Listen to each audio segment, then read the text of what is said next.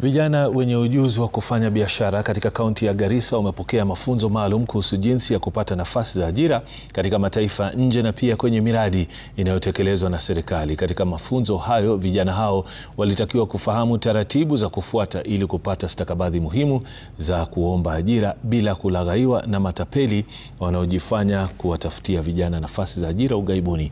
Akizungumza mjini Garissa, mkurugenzi wa kampuni ya 20X alisema lengo la mdahalo huo wa vijana ni kuwapa ujuzi wa kujiendeleza.